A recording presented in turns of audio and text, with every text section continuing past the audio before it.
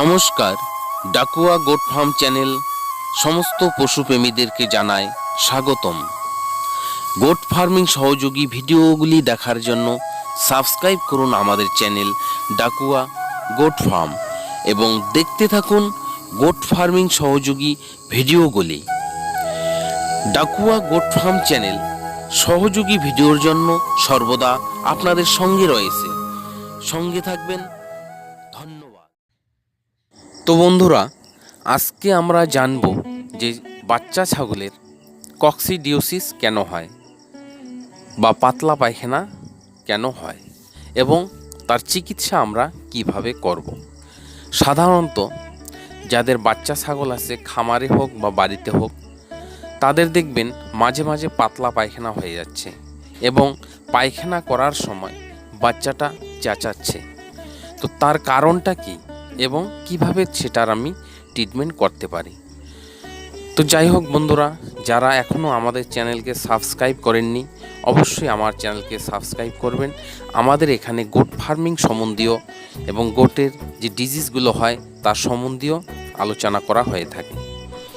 তো শুরু করা যাক, কক্সিডিওসিস হওয়ার কারণ কি। সাধারণত ছোট বাচ্চার কক্সিডিওসিস হওয়ার কারণ সেটা বিভিন্নভাবেই দেখা যায়।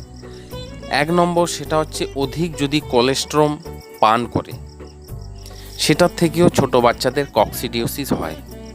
এছাড়া যেসব বাচ্চা একটু বড় হয়েছে, 1.5 মাস বা 2 মাস, তারা প্রথম নতুন নতুন ঘাস খাওয়া শুরু করে দেয়। এর জন্য ঘাসের মধ্যে এমন কিছু মাটি বা অ্যামোনিয়া গ্যাস যদি থাকে, সেটা খাওয়ার ফলেও কক্সিডিওসিস হয়।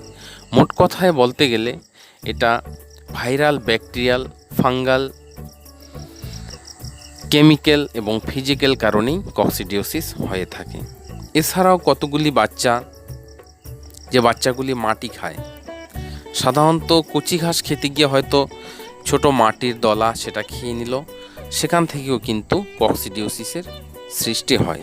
এছাড়াও আবহাওয়া পরিবর্তন বিশেষ করে এটা এই যে রিসেন্ট যে সময়টা চলছে, এই সময় এই হঠাৎ করে আবহাওয়া বদল হয়ে যাচ্ছে, যেখানে ঠান্ডা চলে গেল, গরমের আগমন, এই সময়টাই কিন্তু কক্সিডিওসিসটা বেশি করে দেখা যায়।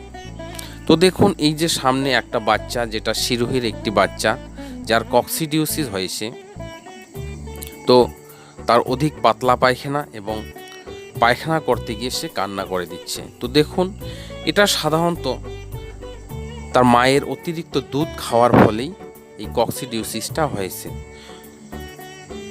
তো একে আমরা যে ইনজেকশন করব সেটা হচ্ছে 0.3 ml।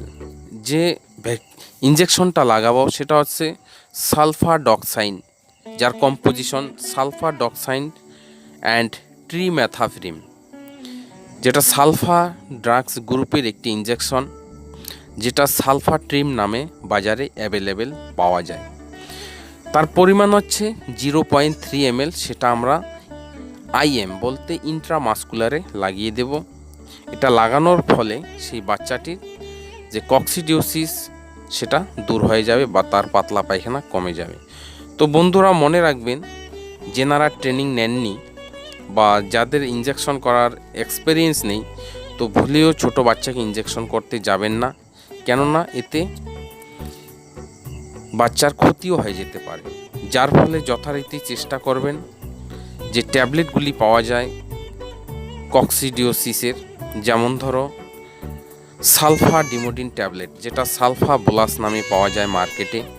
এছাড়া আয়ুর্বেদিক, সেটা হচ্ছে ন্যাবলন পাউডার।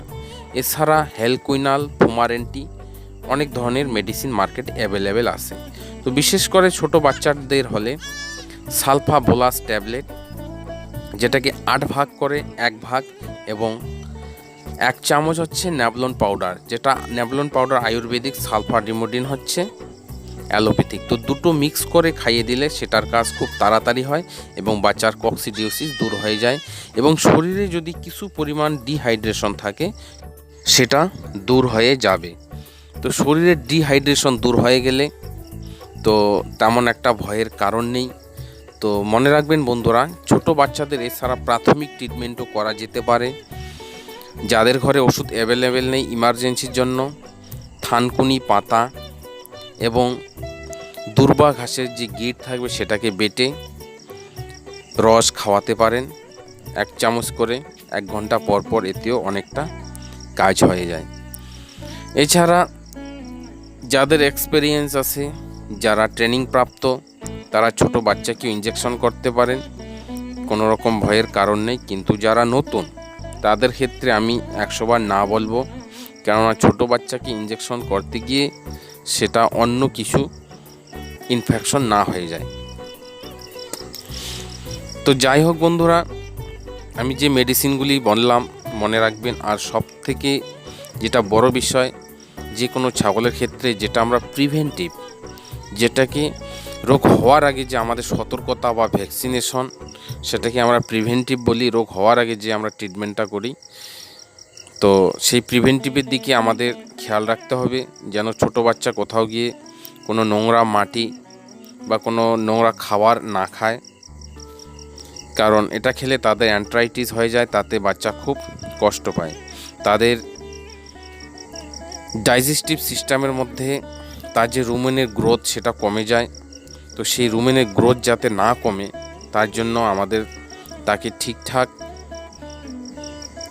গাইড দিতে হবে, লক্ষ্য রাখতে হবে যেন সে নোংরা কোনো খাবার না খায়।